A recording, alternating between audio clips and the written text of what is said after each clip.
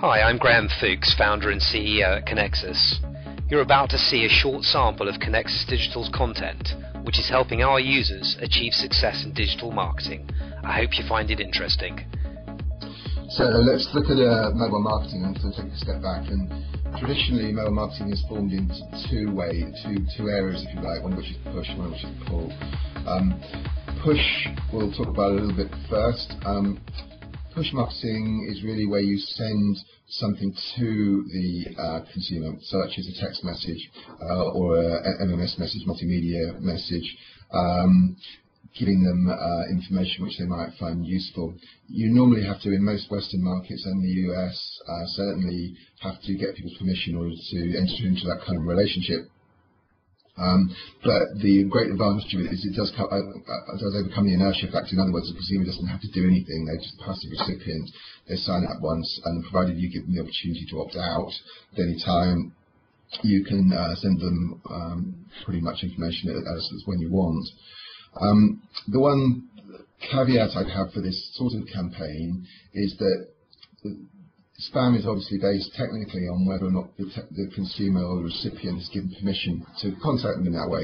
And that's true in a technical sense, but in reality, you don't know the context people are going to receive a text message in.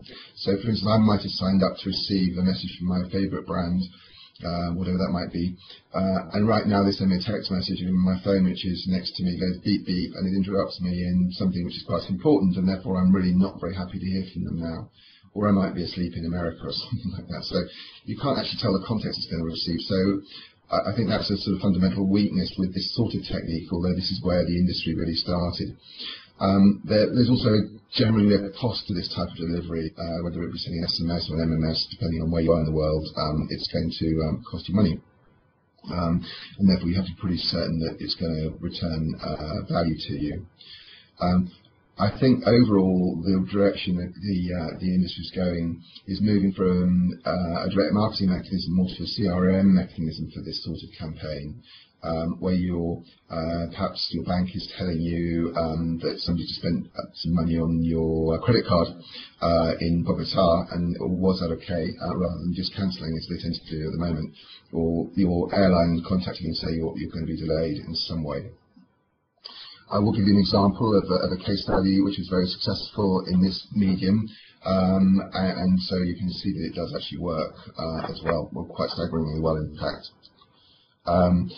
BMW last year sent out 120,000 MMS campaigns, and it was got an amazing response of 30% plus.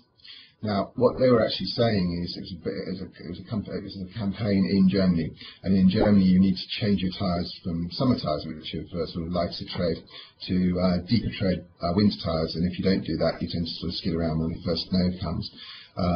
Obviously, a lot of people tend to forget or put that off, and therefore when the first snow comes, it's quite a dangerous time of year because everybody's skidding around while they get organised with their winter tyres. So all they said was, come and do your winter tyres early, or at all. It cost them $60,000 to send out. Not a lot of money for an advertising campaign for a car company, but it's a bit of a gamble, I guess. But they had tested it, they knew what they were doing, and that generated $45 million in sales. So in other words, each MMS cost them, it's sent out, would actually return $375 per MMS. So you can see that it's an amazingly powerful tool if you've got the right message for the consumer. On the other hand, we've now got a technique which is much more popular, and this is what we were talking about earlier on with the ad model type of thing, is the pull technique. So the consumer's already on a website, a mobile website. They don't need to be prompted to go there. It's something they're doing anyway. They're checking the weather, they're checking the news, they're looking at their social networks, etc. But having said that, you kind of need to get them there in the first place, and the assumption is that they're going there. But once they're there, you don't need to do very much more other than show them the opportunity, which is to start talking to them. It can't possibly be received as spam, so it's not controversial. They're there anyway. And obviously, on that basis, it's lower cost. You've got no cost of transmission. In many respects, mobile marketing is often done on a cost per click basis. So you don't even have any cost of showing the ad in the first place unless you've actually successfully engaged them. Therefore, it's a lot less controversial and therefore arguably more popular as a marketing technique these days. And I'll give you an example from AdMob, as this happens, which is the Land Rover case study, which I mentioned earlier on, which has led to them spending in excess of $1 million this year. What they did was they showed a banner, which you can see on, in this case, of BlackBerry, although we work across all different types of handsets. And it drove a huge amount of traffic to their mobile website, which we specifically helped them develop for this campaign, because if you send through to any old mobile website, or indeed your PC website, you're actually not doing yourself any favours. The click, if you like, is the start of the conversation or the engagement with the consumer, and you have to think about what your objectives are after the click and how you're going to fulfil those objectives.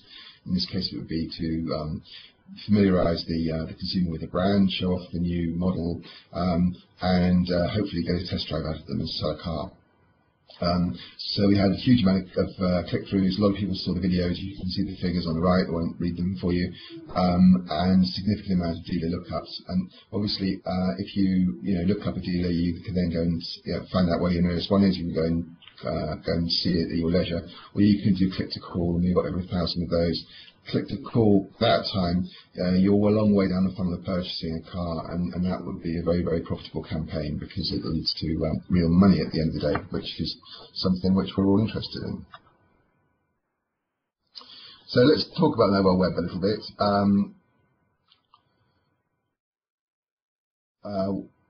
Something went slightly wrong with this slide, but it doesn't make much difference.